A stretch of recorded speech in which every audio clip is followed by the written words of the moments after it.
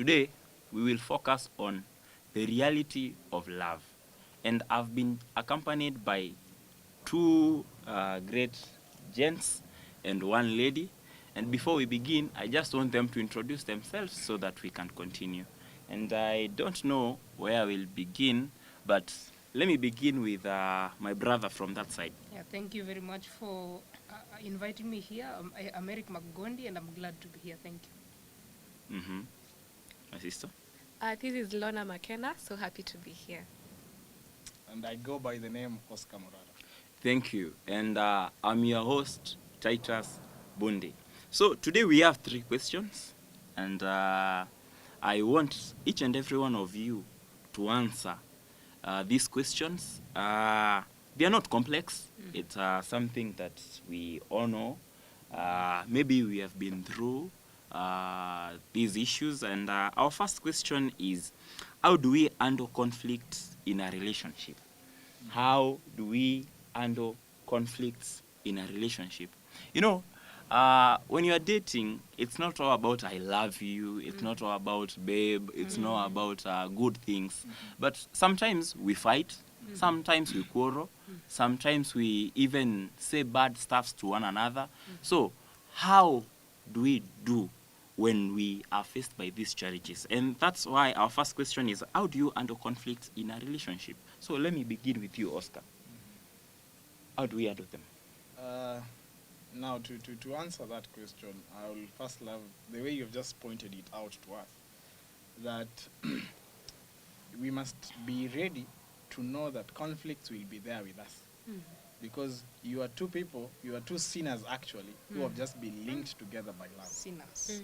So you must be ready to know that your partner has their own problems, has their own sins. You have your own sins, but you are coming together and you're bringing all these things together. So first of all, you must be able to accept. So the first way to handle conflict is accept that conflicts will be there. You're not perfect. Then when you have accepted, you must also be ready to handle these conflicts in a way that when they come, don't run away from them. Accept these conflicts because they are you. And the problem is not always that the problem is not your partner, it's not you. The problem is the problem. You're fighting, you are tackling the conflict, you're not fighting your partner. So you're fighting the problem that is within you, that is within your sphere. And to continue, I'll say that also you must also be ready to understand what caused the conflict. You see, you cannot solve something that you don't know the root. So once you have been able to know where the problem began, where this problem came from, then you can be able to handle it in a better version, in a better way, because you know what you are really handling. You see, for people in relationships, sometimes when we get into conflicts, some things do happen. It is either you will sit down on the conflict. It is either you will let this conflict pile up in you if you don't communicate this problem. Now, in you sitting on the problem, there is this thing that is known as gaslighting. Because you see, when a conflict arises and you take it to your partner to face or to tackle this problem, it is either for the lady or for the gentleman. They can be able to change the problem back to you, and you become the problem. Why? One reason is you let conflicts pile up in you so much that the day you bring these things on the table, there are too many. So each and every day when you get a conflict, face it there and then. But if you let it just dwell in your heart, it is just there, it is just there. So you're telling us to solve them as they come. Yeah. Like face them head on. Deal with them at that point. You see, the human brain is structured in a way that when you tackle, or if your partner has done something wrong and you correct it there and then, it is very easy for them to be able to change. But if you let it stay and you come to tackle it a week later, it will not have the impact it could have had that day. And when I was saying on gaslighting, you see, when you have these problems, like they have been piling up, they are like 10. And you come to your partner today and you say, I want us to talk. I want us to handle these problems. and you pour everything on your partner, it will be too much. So at the end of the day, what will happen is your partner will divert the energy. You will not solve the problem. What will happen is you will end up being the bad person because they have overwhelmed your partner. Yes, she was wrong. Yes, he was wrong, but the timing was wrong. What you had hold in your heart is too much for your partner to handle. So you will end up also, you have told them the problem, but at the end of the day, you will end up apologizing also for telling them the problem. Yeah. You see, so it becomes you're the problem again. Yeah. So you will not have done anything. You will not. So I got 2 points. Mhm. One, Mhm. accept that the road will not be smooth. There will be conflicts. Yeah. And second point, tackle them as they come. Tackle them as they come. Yeah. Thank you. McKenna.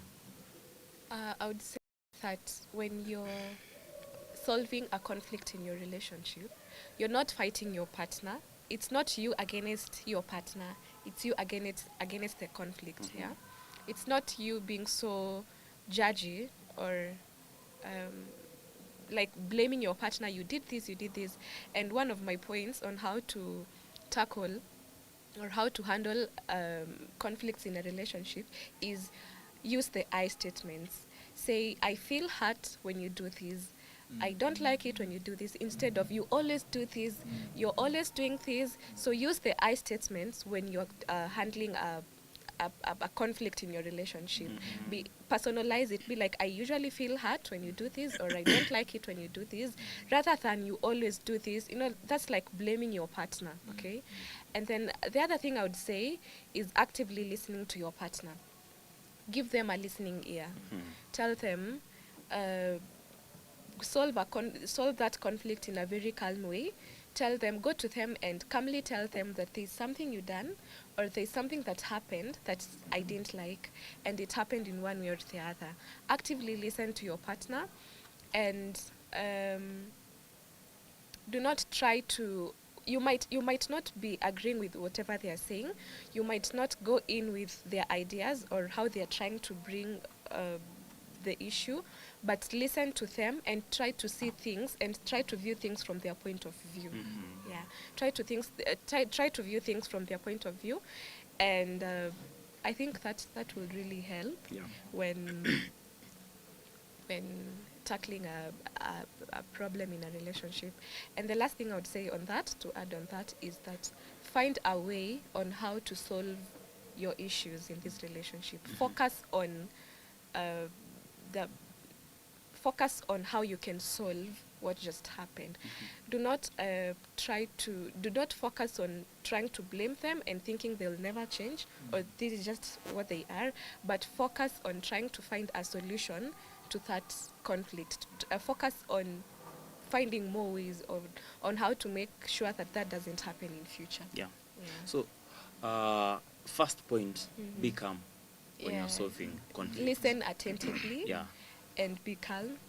And use the I statements. Do not blame them. Yes. Do not speak as if you're blaming them. Use the I statements that I feel bad when you do this instead of you always do this. Yes. Yeah. Second point is that your partner is not the problem. The problem is the conflict. Yeah.